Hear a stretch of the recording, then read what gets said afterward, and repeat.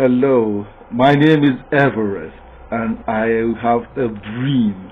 I want to see built into an empire, and that is the dream of owning my own cottage industry, Spendless Nigeria Limited. My cottage industry is going to be an industry where we're making blocks, we'll be making curves, we'll be making interlocks, culverts, concrete poles, and all what have you.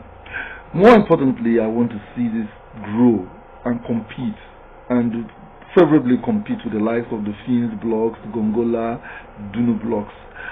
Where we reside in FCT, there's been skeletal pockets here and there of block making industries, but it's not resounding as it would be if passion is thrown into it. Commitment, dedication, and resilience are on my part, but the passion will be my advantage because I want to see the name go all over the place.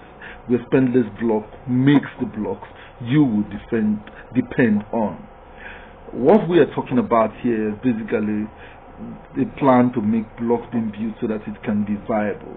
But these blocks have to be, on the economical side, fantastic in terms of quality, and more importantly, affordable in terms of what? Accessibility, in terms of sales.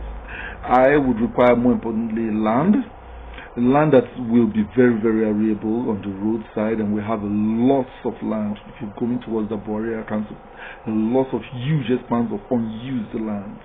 So I would get the access discuss with the farmers and the villagers, get to that place that is close to the road, and more importantly, look for the land that is near the water bank, so that I get to kill two birds with one stone. I get the pumping machine to be drawing water from the river, so I don't need to have to spend money for borehole and the rest. And then I save a lot of cost, because water seems to be the life of a block making industry or a cottage industry, as the case may be.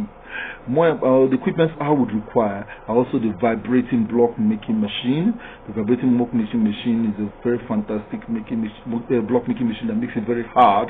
Most times 600, 700,000 naira is going up for it. Then the cement pallets, the block pallets where the blocks are being kept, a lot of it will be bought, maybe up to 1,000 pieces of it, so that when the blocks are made, they're kept on them and they're dried in a very fantastic place so that they become very hard and very good. Then shovels will be needed, wheelbarrows will be needed, head pans will be needed, metal drums for reserves of water will be needed, and more importantly, diesel generator. Without a generator, the machine you're procuring will not function very fine. Generators are the lifeline of the function of that machine. And I will go for a lister. I will lister, get it on ground and see it working. And with the lister generator, I'll be up and doing. I don't necessarily need a supply truck for the start, but I know I would need it as the business goes, because supply truck helps you to get the goods down to the site so that the production will be very fast. More importantly, like I said, water can be sourced from the riverside, because we have a lot of rivers too.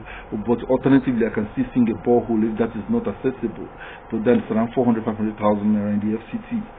The cement, like we said, they have a lot of them, Dangote, Lafarge, Elephants, depends, but most times Elephants drive faster. So when you use Elephant to make blocks, you get the blocks quickly and faster. In 2-3 days they are hard. Sands are basically two types that are used. The cement is mixed with either the sharp sand and the sharp sand and the plastering sand, and then with water and the rest, it becomes okay. But more importantly, most people now go for the stone dust type of block, which is also mixed with cement, and then it's made and it's hard and it's very strong, very, very strong. This business will also require 1 or 2 experienced machine operators and 2 to 3 mixers, people that can mix the cements and the sands and water very well to get a fantastic mold. Also, storage would be a very good thing. Storage, most people in this location get wood from the market and get a carpenter to do a makeshift hut. But it's not what I wanted. What I wanted to see, if I can get a 20 feet disused container, and then they send it down here. It's around 250, 300,000 naira, and they bring it down here, and the welder creates an office, and the other part of it becomes a storage room for the cements that have been bought, the unused bags, the wheelbarrows, the shovels, the head pans, and what have you inside. Also, if you're talking about the business part of it, You know, from a bag of cement, you can make up to 50 blocks. From 10 bags of cement in a day, you've made 500 blocks. And if you sell those 500 blocks, you make a profit of close to 20,000 naira in a day. Now, multiply it in a month, you're going to close to 600, 500, half a million is sitting comfortably in your laps.